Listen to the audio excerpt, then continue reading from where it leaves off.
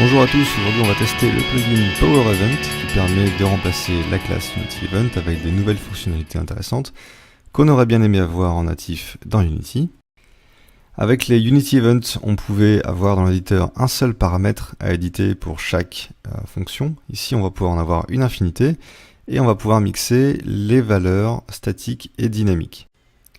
On aura également la possibilité d'appeler des méthodes statiques de l'API d'Unity. On va voir ça tout de suite. Pour démontrer tout ça, on va créer un petit projet, importer le plugin et voir comment ça fonctionne. Ici, j'ai créé une scène, j'ai importé mon plugin et je vais créer deux objets. Un objet émetteur qui va émettre les événements et un objet listener qui va les recevoir. Sur mon émetteur, je crée un script, emitter script.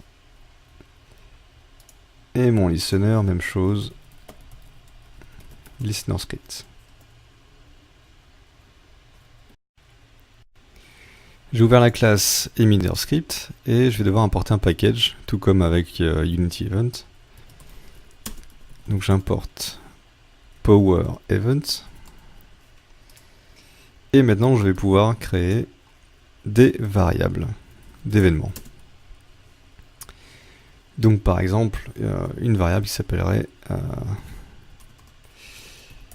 de type Power Event, My First Event.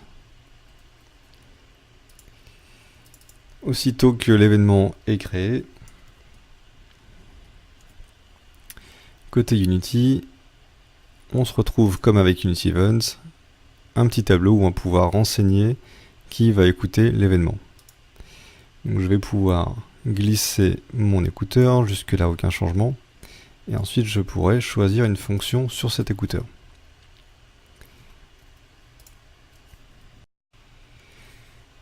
Pour que l'événement soit envoyé, j'ai simplement à faire myfirstEvent.invoke, et ici je ne vais pas passer d'argument, on verra ça après.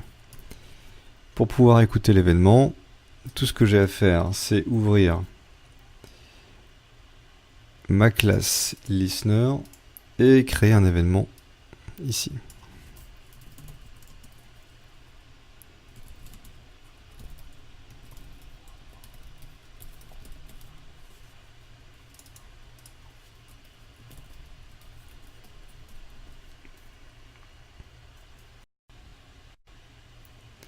Dans l'éditeur, je renseigne que la fonction écouteur sera celle que je viens de créer, onFirstEventHandler.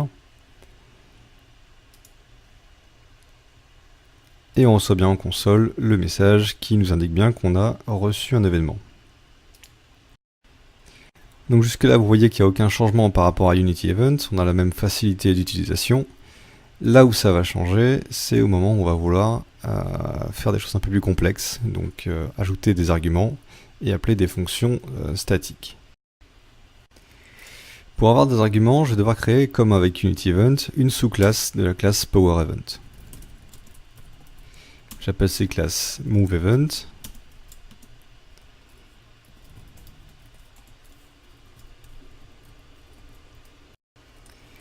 Pour les arguments, on va devoir les ajouter juste au-dessus. En fait, on va créer un tag qui s'appelle PowerEvent Arguments. Et entre parenthèses, on va ajouter tous les arguments qu'on aura besoin pour cet événement. Dans mon cas, moi je vais vouloir ajouter deux arguments.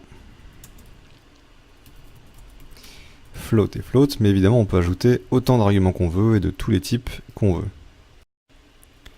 Ensuite on doit rendre, comme d'habitude, la classe serialisable.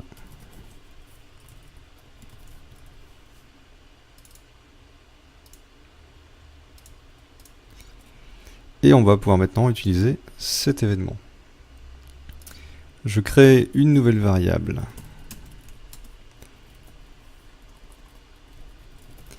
que je vais appeler onMoveEvent.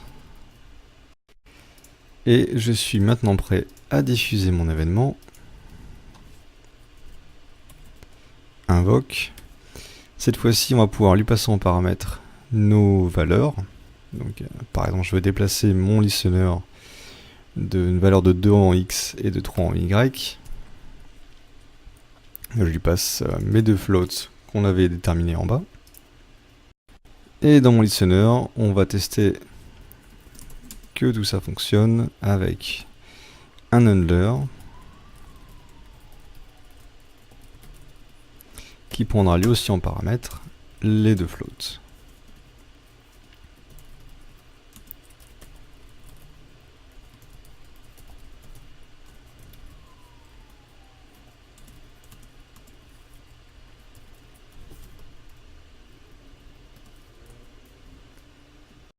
De retour dans l'éditeur, on voit qu'on a bien notre nouvelle boîte onMoveEvent qui est apparue et on va pouvoir lui ajouter nos écouteurs.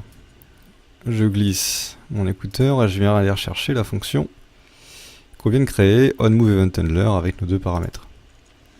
Ici, ce qui est vraiment intéressant, on n'est plus limité à un seul paramètre dans l'éditeur, on peut en avoir autant qu'on veut. Et la chose vraiment intéressante, c'est qu'on peut mixer les valeurs statiques, donc inscrites à la main dans l'éditeur, et les valeurs dynamiques. Ici, mes deux variables vont être dynamiques, donc je vais les lier aux deux paramètres de mon événement. Donc si je reste sur single, en fait c'est la valeur ici de l'input qui sera gardée, et si je passe à single dièse 0 ou dièse 1, c'est en fait les paramètres que je passe dans mon code.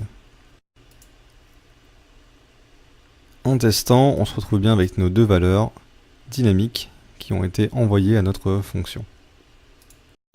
Une autre fonctionnalité vraiment intéressante, c'est que je vais pouvoir plugger mes événements à des fonctions de l'API d'Unity. Par exemple, ici, je vais glisser mon listener et en fait, je peux directement aller appeler une fonction qui fait partie de sa classe transform. Donc nous, on va se plugger à la fonction translate qui prend en paramètre 3 floats et un objet space. Et comme mon événement n'envoie que les valeurs XY, en fait les valeurs Z et space seront statiques et pourront être modifiées dans l'éditeur. Donc XY, je vais plugger au premier paramètre et au deuxième paramètre de l'événement que j'envoie dans le code. Z, je laisserai à 0 et space, je pourrais changer de world à self en fonction de mes besoins. Si je teste, mon objet listener qui était à 0 se retrouve bien en 2, 3 et 0 pour x, y, z. Donc ça fonctionne. Une dernière fonctionnalité vraiment intéressante, c'est qu'on peut lier nos événements à des parties statiques de l'API d'Unity. Donc ici, on peut voir en créant un nouvel écouteur, je peux aller dans extension, et là on peut soit envoyer un message à la console, soit charger une scène, soit dans l'application accéder en fonction statique comme quitter le jeu, capturer un screenshot du jeu, ouvrir une URL. Dans Screen, on peut aussi changer la résolution du jeu, on peut jouer avec le temps.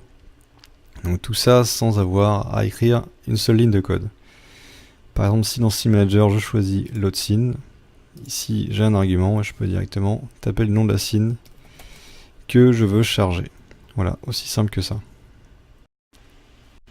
Donc même chose, si je veux câbler sur une fonction de debug, je peux aller choisir ici debug log. Je pourrais en paramètre avoir soit un des deux paramètres de mon événement, donc on a utilisé pour XY le déplacement, soit lui donner un paramètre statique. Donc on va mettre un texte. Et si je lance mon jeu, on a bien le texte qui apparaît ici dans la console.